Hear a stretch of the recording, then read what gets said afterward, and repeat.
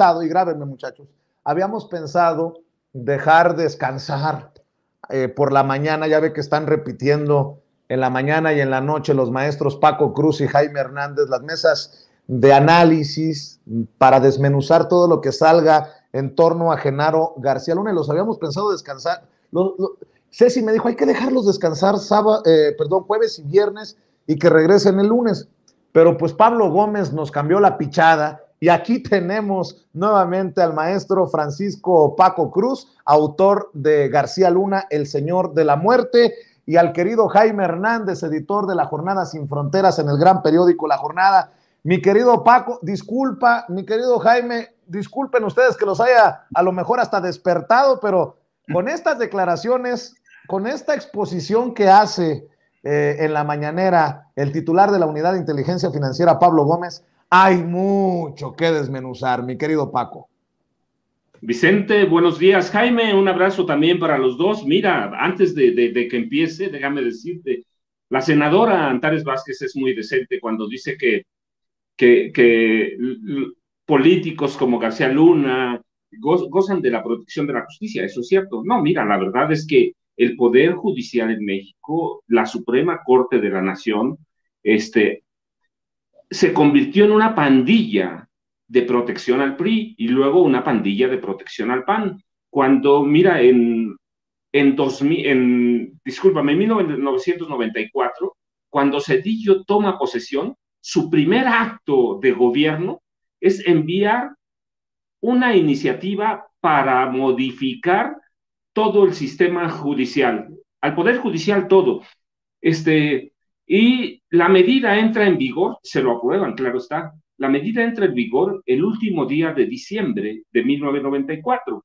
Pero en realidad para lo que sirve es para deshacerse de la Suprema Corte de Justicia que rendía honores y pleitesía al presidente Carlos Salinas de Gortari y lo cambia por una nueva Suprema Corte con menos miembros, ciertamente menos ministros, que sirve otra vez al PRI, otra pandilla de protección al PRI, y esa pandilla sirve a los intereses del PRI y del PAN. Hay que ver, y mira, todos los jueces, magistrados, ministros, se nombran para ese sentido, y los instrumentos y las instituciones que crea el PRI y que luego apoya el PAN, hay que verlas, que tienen a priistas o panistas, son de protección a delincuentes. Mira, ahí tienes el INE, ¿sí? Hay que ver quién sirve. El Tribunal Electoral del Poder Superior de la Federación, la Suprema Corte, el ministro Arturo Saldívar intentó cambiar algo, pero mira, ahora ¿quién tenemos? A una ministra Peña Nieto. ¿Sí? La Suprema Corte de Justicia de la Nación y el Poder Judicial históricamente se han convertido en garante de las pillerías y de los saqueos a la nación. Ellos, la justicia dorada, se han convertido en eso, en los garantes de las pillerías. Hay que ver cómo protegen a Luis Cárdenas Palomino. Claro, son de los mismos, son las mismas pandillas, no se puede llamar de otra forma. Por eso el Poder Judicial de México está tan desprestigiado. Y por eso, yo mira, cuando nombraron a la ministra Piña, la verdad es que casi me muero de susto. Es una ministra peñista. ¿Qué le puedes pedir a los peñistas? Hay que verlos. Entonces, disculpa, pero quería nada más añadir ese comentario porque yo recuerdo mucho cuando renuevan al Poder Judicial con Cedillo, corren a todos los salinistas, ¿sí? Pero entran los otros priistas igual de pillos que ellos y así hemos venido. Y así funciona este país y hay que ver cuánto ganan los ministros, cuánto ganan los magistrados y hay que ver lo que es el Poder Judicial de la Federación, unido a donde existe corrupción, compadrazgo, amiguismo, todos los vicios que le puedas endilgar al sistema político mexicano, los tiene el Poder Judicial Federal. Y así vas a los estados, es igual. Los presidentes de los tribunales supremos estatales responden al gobernador. Los priistas, reformar eso va a llegar mucho tiempo. Y por eso, cuando el presidente dice que es muy complicado, yo entiendo, ¿sí? Hay que renovar a todo el Poder Judicial, pero todo sirve a los intereses del PRI y del PAN. Pero bueno, mira, y eso es por un lado. Por el otro, ¿sí? Lo que hace hoy la unidad de inteligencia financiera a través de Pablo Gómez Álvarez es que desnuda lo que veníamos diciendo, ¿sí? ¿Para qué quería Genaro García Luna un equipo tan grande y quiere y necesita tantos operadores y tanto personal? Pues para montar una red de corrupción y lavado de dinero de gran envergadura. Mira, ahí, y yo lo documento en parte en García Luna, el Señor de la Muerte, una vez que el PAN perdió las elecciones en 2006, en 2012, discúlpame, una vez que pierde en 2012 el PAN las elecciones, García Luna hizo planes y proyectos para, para armar ese gran conglomerado que hoy desmenuza Pablo Gómez Álvarez, para armar ese gran conglomerado que se dedicaría a la seguridad y la inteligencia policial privada, ¿sí? A la venta de software para espiar a periodistas, a políticos de oposición, a defensores, y crea una empresa para destruir todo lo que pasó de 2012 para atrás. Buenos días, Jaime, buenos días. Claro que sí, mi querido Paco. Por cierto, te tengo una sorpresa por si acaso no te has enterado, pero eso en la segunda vuelta. Mi querido Jaime Hernández, hemos aquí hablado, ¿no? Ey, no solamente es García Luna, están señalando a Luis Cárdenas Palomino como era el que, como el que se reunía con los narcos y muchas veces le llevaba los sobornos, de acuerdo a los testimonios de estos testigos que ha presentado la fiscalía en el juicio contra Genaro García Luna. Bueno, pues Pablo Gómez, el titular de la UIF, denuncia que el Poder Judicial ampara y protege a Luis Cárdenas Palomino y que por ese amparo lo tiene que sacar de la lista de los bloqueados, pero con pruebas también. Exhibe esta red corrupta de García Luna. Ojo, no solamente Cárdenas Palomino, regreso a García Luna, porque hasta 2 Lamborghinis manejaba el señor. Es importante esto de la inteligencia financiera. Seguir el rastro del dinero, diría el presidente Andrés Manuel López Obrador. ¿Por qué? Porque así podríamos darnos cuenta, a ver, si 22 años tenía como funcionario público Genaro García Luna, ¿cuánto ganaba por año? ¿Cuánto ganaba como secretario? Ah, cabrón, Lamborghinis, pues no da. ¿Casas? ¿Ranchos? No, pues no da. Pues tan fácil que es seguir el rastro del dinero. Permíteme precisamente recuperar esta parte de la exposición de Pablo Gómez y me das tus impresiones y tus opiniones, Jaime, con pruebas. Muestra la red corrupta de García Luna en la mañanera.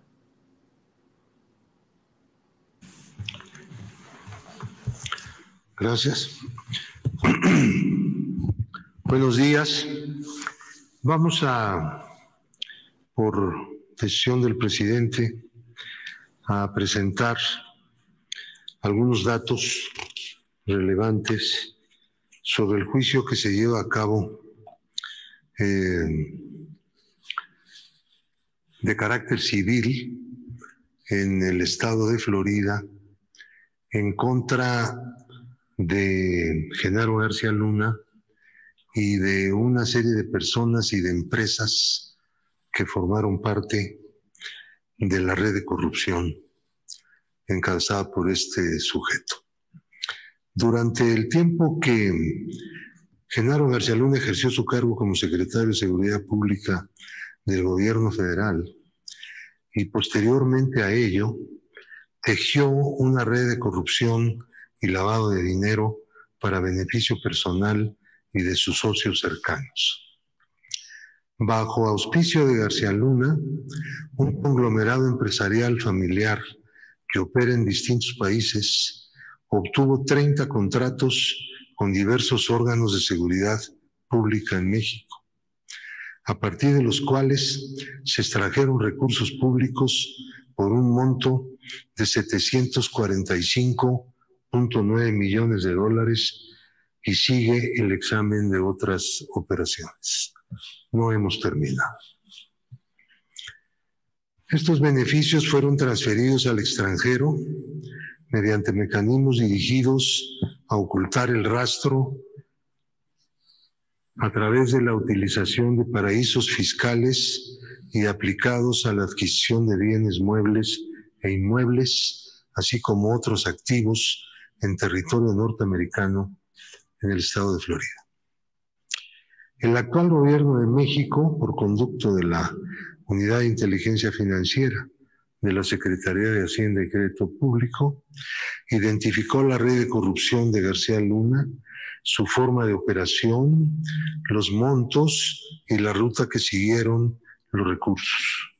En consecuencia, incluyó en la lista de personas bloqueadas a quienes participaron en esta confabulación y presentó denuncias ante la Fiscalía General de la República el 24 de diciembre de 2019 por hechos relacionados con delitos de corrupción, delincuencia organizada y operaciones con recursos de procedencia ilícita conocido como lavado de dinero. El gobierno mexicano presentó una demanda civil el 21 de septiembre de 2021 ante el Tribunal del 11º Circuito Judicial del Condado de Miami-Dade, Florida, para la recuperación de los activos adquiridos con los recursos extraídos del erario mexicano y ubicados en ese estado norteamericano con la intención de resarcir el daño generado al estado de nuestro país. El proceso civil es independiente al juicio penal al que está sujeto García Luna en Brooklyn, Nueva York. En cuanto a México, los procesos penales siguen su curso y el gobierno espera que abarquen también los peculados y contrataciones indebidas cometidos mediante redes de corrupción encabezadas por García Luna durante 20 años, incluyendo dentro de estos los 6 años del gobierno anterior, en que siguió operando esta red de corrupción de García Luna, cuando ya no era servidor público. Tenemos un listado. Bueno, hay que decir, mi querido Jaime, que esto es más allá del juicio contra Genaro García Luna en Nueva York. Por eso es tan importante desmenuzarlo, ¿no? Aquí no estamos hablando necesariamente del Mayo, del Chapo, de los Beltrán Leiva, del Conejo. Estamos hablando de los Mancera, de los Miguel Ángel Osorio Chong. ¿Voy bien o me regreso, Jaime?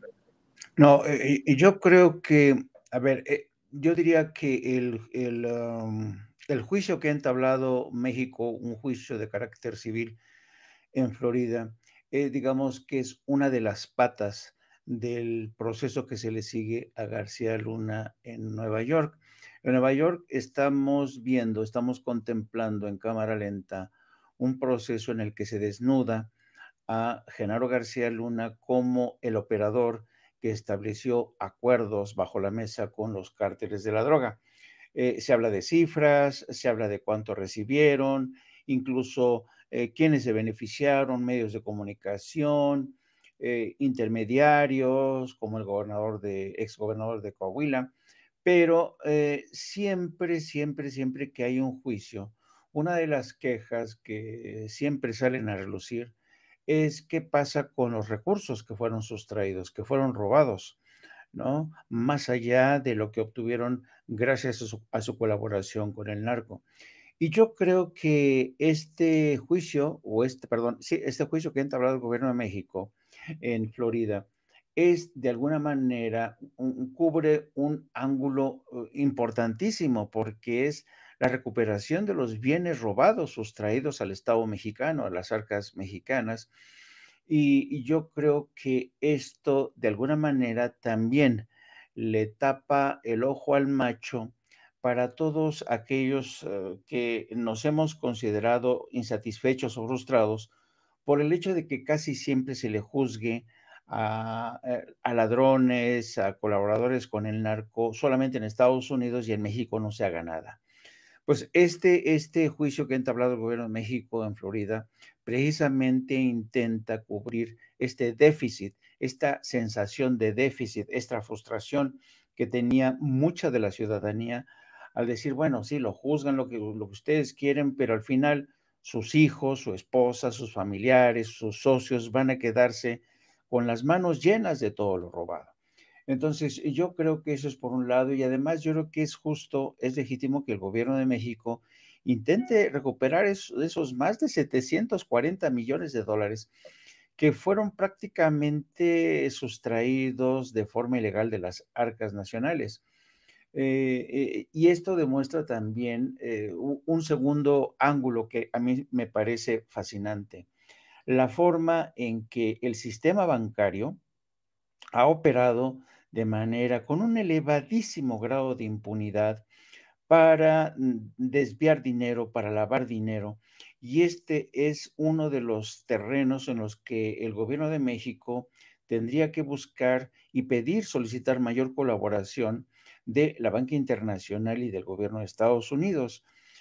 Siempre yo he dicho que evidentemente el dinero del narco y el dinero del crimen organizado internacional del que formó parte y Genaro García Luna, el dinero fluye sin ningún problema, sale a través de contratos ficticios, a través de empresas tapaderas, que inmediatamente es succionado hacia paraísos fiscales y de esos paraísos fiscales son regresados a bancas comerciales de Estados Unidos.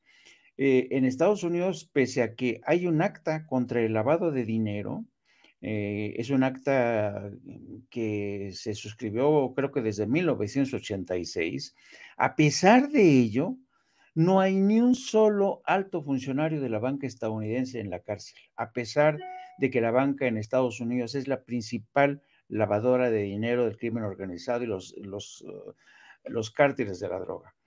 Pero, ¿qué es lo que ocurre? ¿Por qué no hay altos funcionarios de la banca de Estados Unidos en la cárcel? Porque en Estados Unidos el sistema judicial permite a los dueños de la banca, a los presidentes de la banca, llegar a acuerdos con el gobierno, con el Departamento de Justicia, y decir, oye, lavaste 50,000 millones de dólares, y el otro le dice, ay, perdón, no me había dado cuenta. Pues sí, pues te voy a caer una multa de 10,000 millones de dólares. Ah, bueno, perfecto. Pero aún así, con esa multa ya obtuvo una ganancia de 40,000 millones de dólares. O sea, este sistema de lavado de dinero, del desvío hacia paraísos fiscales, sigue siendo realmente el quebradero de cabeza de los gobiernos para dejar sin recursos al crimen organizado internacional, entre ellos los carteles de la droga y sus aliados, como es el caso de García Luna. Un último punto a tener a consideración desde mi punto de vista es el hecho, es que es increíble que ocurra esto. Tú sabes que uno de los principales problemas que tiene en México el sistema carcelario, el sistema penitenciario, es que los delincuentes, a pesar de que ya están refundidos en las cárceles de máxima seguridad, a pesar de ello, siguen operando desde la cárcel. Y ese es el caso del señor Cárdenas Palomino, que ha seguido operando desde la cárcel para defender, para coordinar su defensa, para evitar que le sean congeladas las cuentas. Y es inconcebible, realmente es vergonzoso cómo el aparato judicial le ha concedido, está protegiéndolo a este ladrón, a este criminal, a este torturador. Claro. Muchos aducen a que, bueno, es que el juicio entablado fue antes de que se iniciara el juicio contra él y García Luna y Ramón Pequeño en Nueva York. Pues, ¿y eso qué? O sea, estamos hablando de desvío de recursos, pero se queja el señor y ha contratado abogados y ha seguramente pagado cierta cuota en el Poder Judicial que lo defienden. Fíjate lo que es interesante.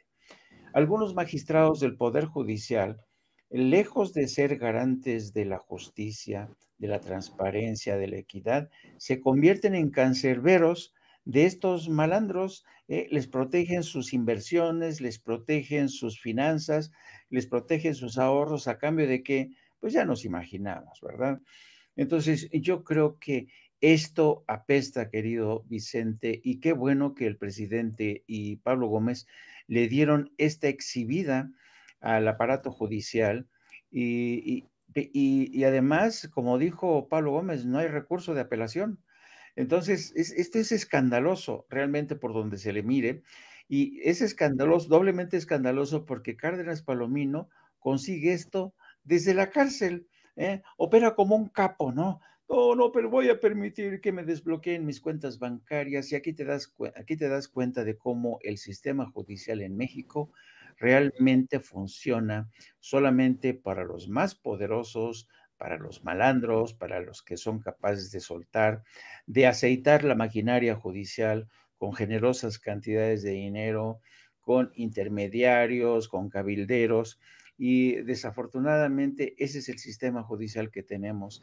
Y por eso es triste, porque además, fíjate, la disparidad, ¿no? Mientras en Estados Unidos se juzga a un personaje como Genaro García Luna y los fiscales tienen que ser muy meticulosos a la hora de procesarlo, a la hora de responder a las acusaciones de la defensa. Y existe un juez que garantista de los derechos de García Luna, porque son muchas las cosas que le ha concedido a la defensa. De este lado de México son los malandros quienes no solamente tienen salvaguardados sus derechos, sino también su riqueza. Mala vida, yo creo que este sistema judicial en México, que desde hace mucho se dijo que es un sistema judicial que estaba podrido y que necesitaba regenerarse, yo creo que va a ser una de las grandes asignaturas pendientes de este gobierno. Yo no sé cuánto tiempo será necesario para realmente terminar con estas malas prácticas de la justicia mexicana, pero yo sospecho, porque es un tema de mala impartición de justicia multigeneracional, porque como ya hemos dicho, como tú has dicho, el gran Paco, son casi cargos que se heredan, ¿no? Se dan a los hijos, a las amantes, a las esposas, al sobrino, ¿no? Entonces, yo creo que este es un tema que va a requerir realmente de gente que desde dentro del aparato judicial tenga los suficientes pantalones o las suficientes faldas para cometer una limpia, una purga de ese sistema judicial, porque mientras no ocurra esto, Dios mío, yo no sé, porque además aquí hay otros factores en juego que son los poderes fácticos que van a estar ahí siempre tratando de meter mano. Ya lo veíamos con aquel testimonio de Héctor Aguilar Camín con sus compañeros del Colegio Madrid cuando les decía, lo primero que hay que hacer es cabildear en corto con los miembros de la Suprema Corte, con los jueces, porque es ahí donde podemos frenar el cambio, el proyecto de López Obrador, con amparos, platicando en corto con los jueces. ¿Por qué? Porque ellos saben que los jueces precisamente son esa parte, se ha convertido, ¿sabes qué? Lamentablemente, en una parte accesoria de los corruptos, y ahora estamos viendo del crimen organizado. No te lo pierdas, del crimen organizado con esta defensa que hacen de Cárdenas Palomino.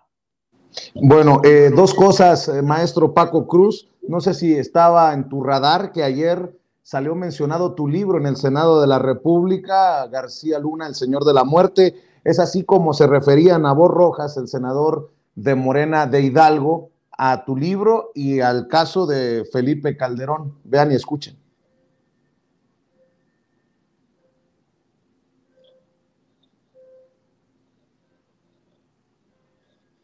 Vamos, don David.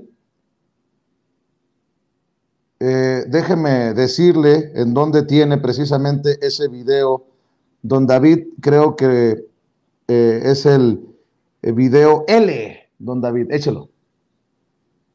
No podemos dejar desapercibido la cortina de humo que efectivamente está haciendo la oposición.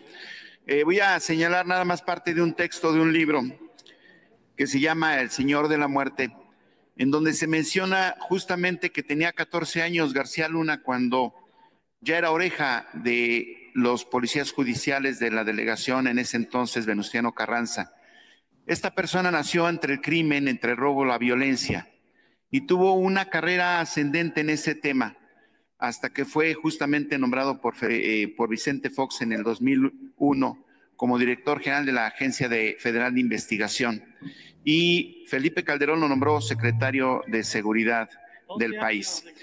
Fueron muchos años en donde esta persona estuvo criminalizando al país y a expensas y justamente a la sombra de los expresidentes. Hoy, en este juicio que se hace en Estados Unidos, ya se señaló directamente a Felipe Calderón como el enlace, el vínculo del cártel de Sinaloa, justamente para el trasiego de esta droga y mercancía a Estados Unidos. Es grave lo que está pasando y por eso entendemos justamente que hoy la oposición está haciendo un frente común y haciendo una cortina de humo para que no se sepa.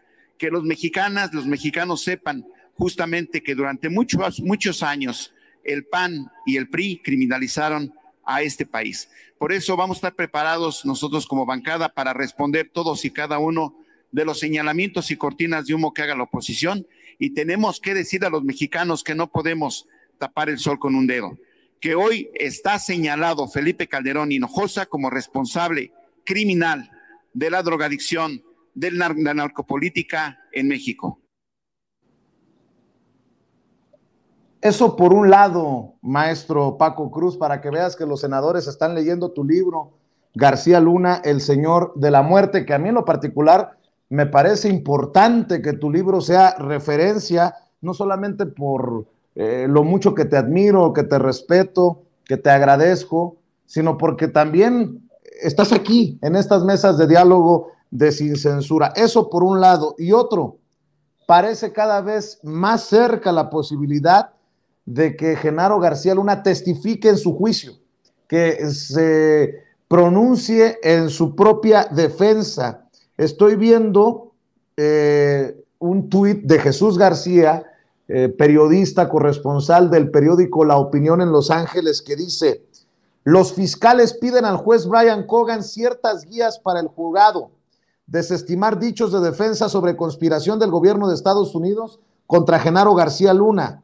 Recuerda que antes de 2012 García Luna pagó más de $4 millones en propiedades en Miami.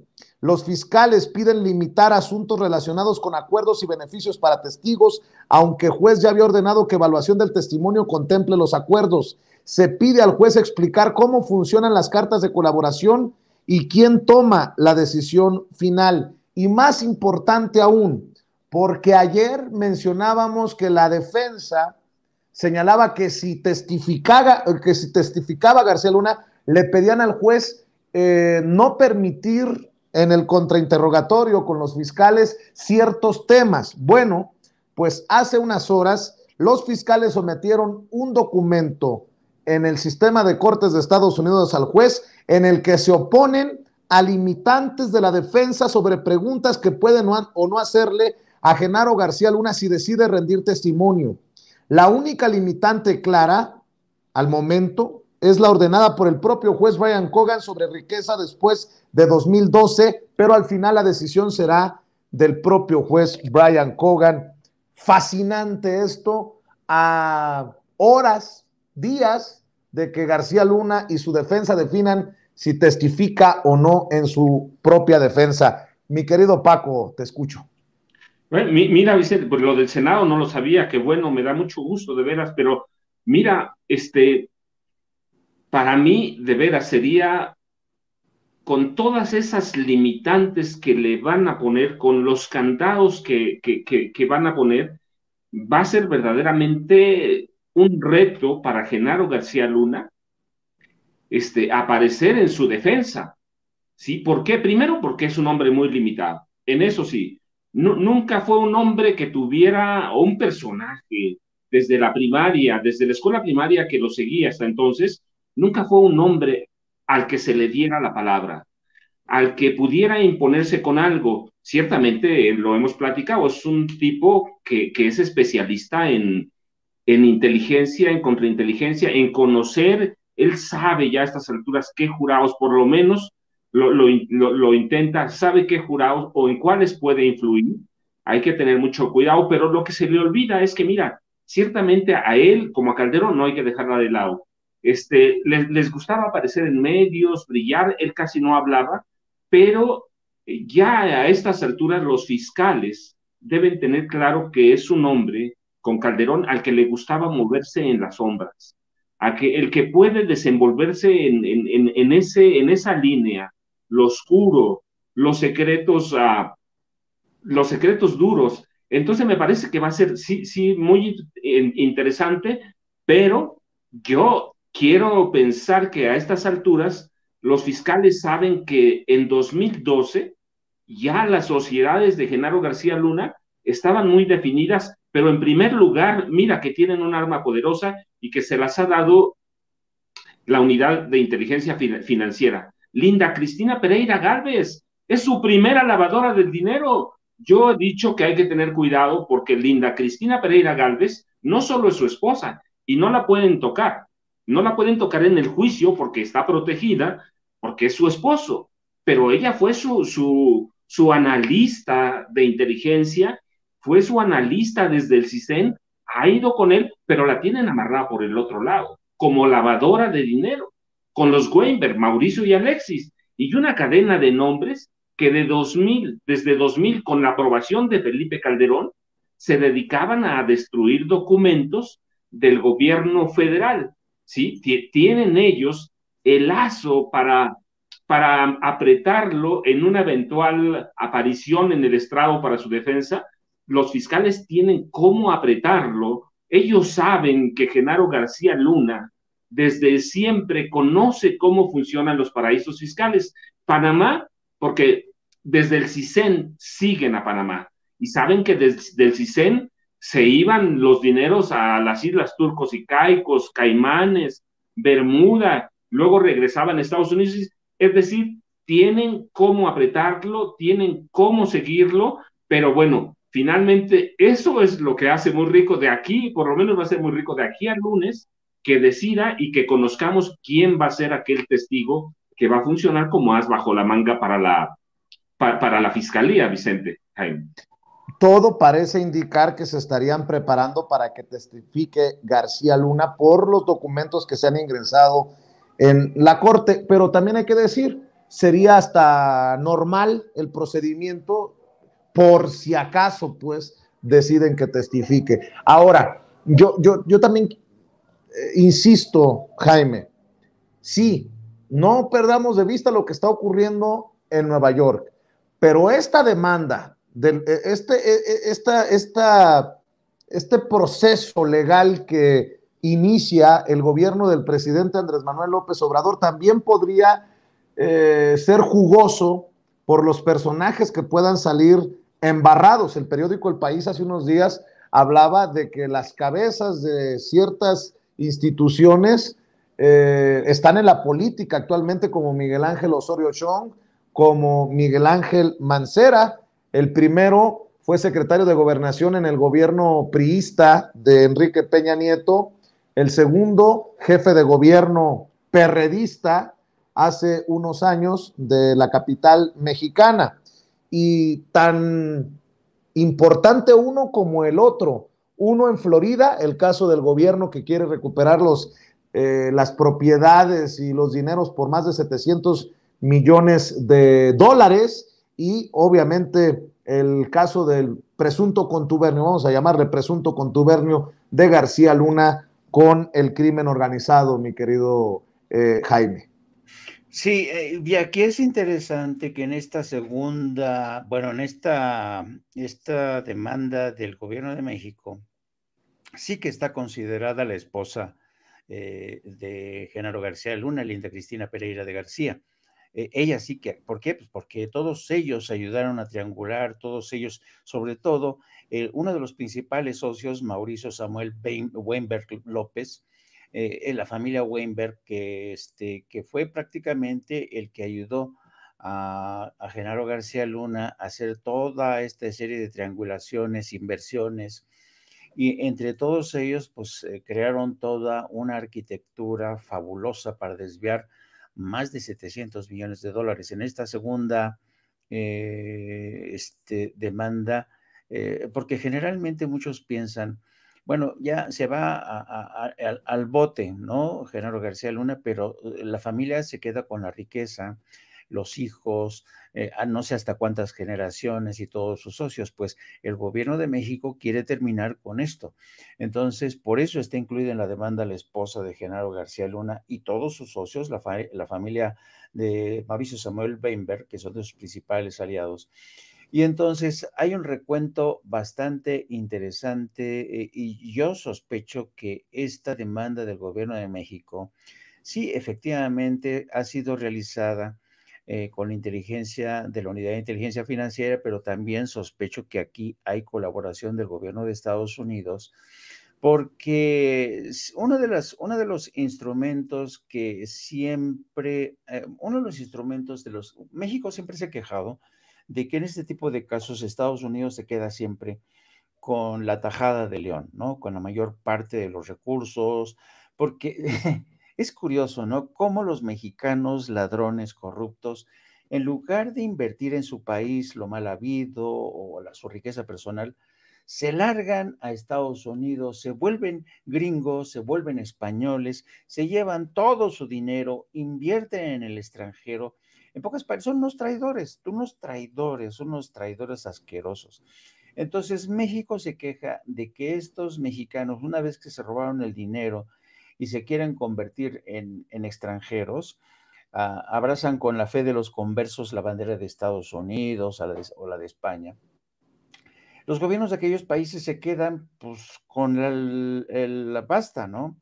Entonces yo creo que en esta ocasión es interesante, yo no recuerdo francamente un juicio de esta dimensión contra un criminal como Genaro García Luna y su familia y sus socios para recuperar tal fortuna.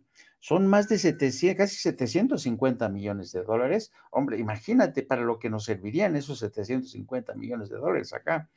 Y entonces yo creo que va a ser muy importante cómo se dilucide esto, cómo se determine, porque existe un mecanismo para cuando ha habido este tipo de casos, existe el famoso, el acta de Kingpin, el acta de Kingpin que establece cierto tipo de repartición de los bienes incautados, ¿no? Pero casi nunca se trata de forma igualitaria, se actúa de forma muy dispar, Estados Unidos se queda, insisto, con la mayor parte de los recursos.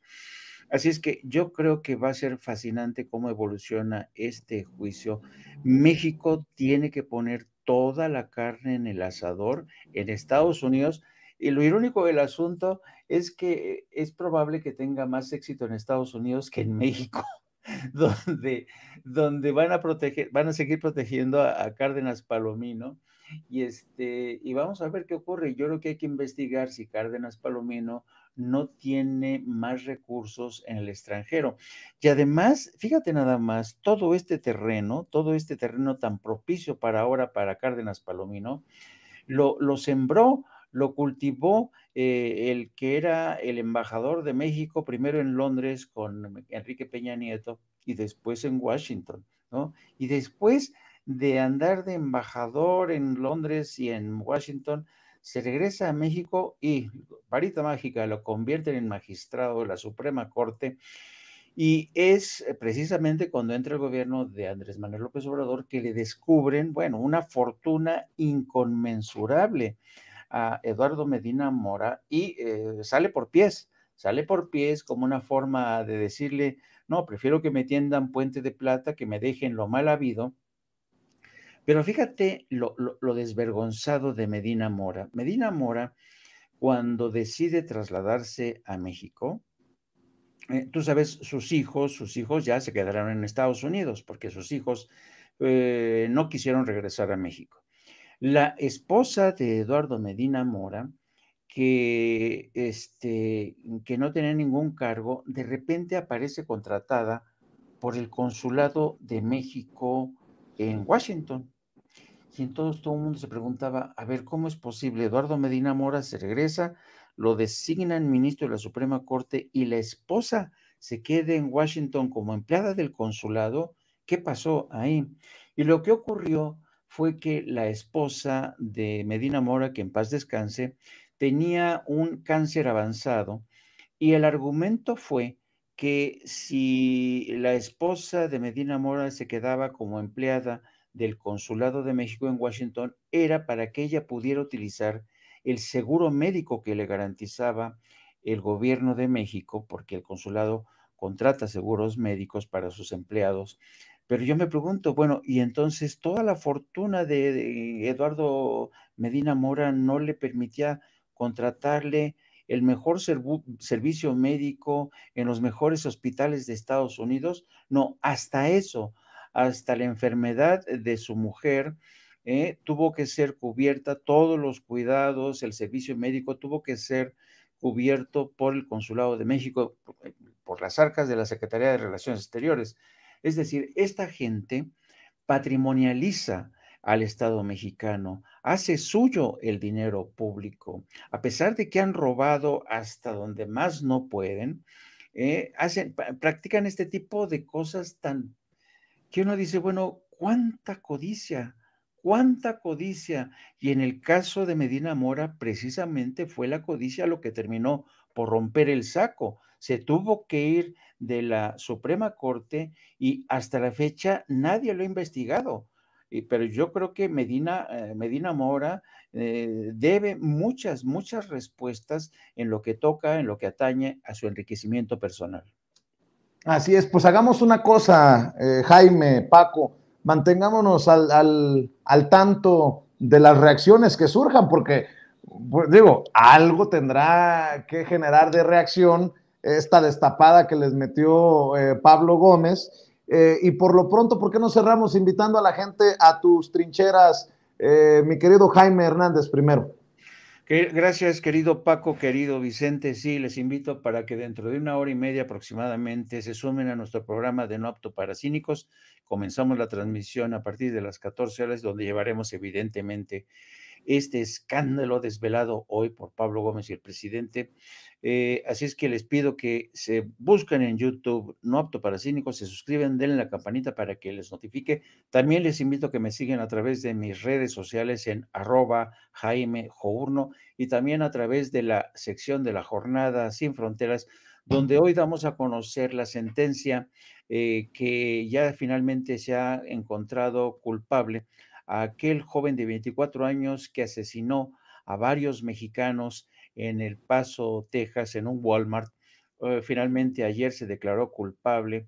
Lo más seguro es que lo sentencien con la pena de muerte o la cadena perpetua, pero en todo caso, este multihomicidio, sobre todo porque este muchacho es un crimen de odio, era muy seguido de cerca por la Secretaría de Relaciones Exteriores, así es que es una buena noticia, lo pueden encontrar en la sección de la Jornada Sin Fronteras de nuestro periódico La Jornada. Gracias, Vicente, gracias, Paco. Gracias, Jaime, el maestro Jaime Hernández, hablando sin censura, y Paco, pues con la novedad de que los senadores andan muy activos leyendo tu libro, García Luna, El Señor de la Muerte. Con eso vamos también a cerrar, invitando a la gente para que busquen García Luna, El Señor de la Muerte, que sigue en circulación y que puede ser un libro de referencia para entender la magnitud, la perversidad de este personaje. Paco, hay que invitar a la gente también a tus redes sociales.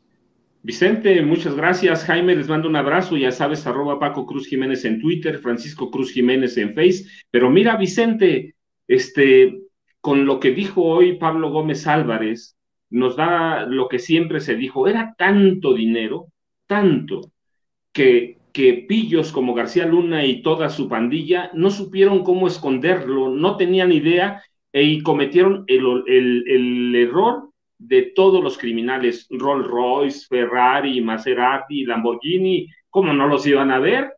Hasta yo los habría visto. Definitivamente. Paco Cruz, Francisco Cruz Jiménez en Facebook y en Twitter. A ver, recuérdame. @Paco Cruz Jiménez. @Paco Cruz Jiménez y Francisco Cruz Jiménez en Facebook. Busquen García Luna, El Señor de la Muerte. Nos vemos, mi querido Paco, mi querido Jaime. Gracias por acompañarnos para hablar sin censura nuevamente. Dios. Gracias.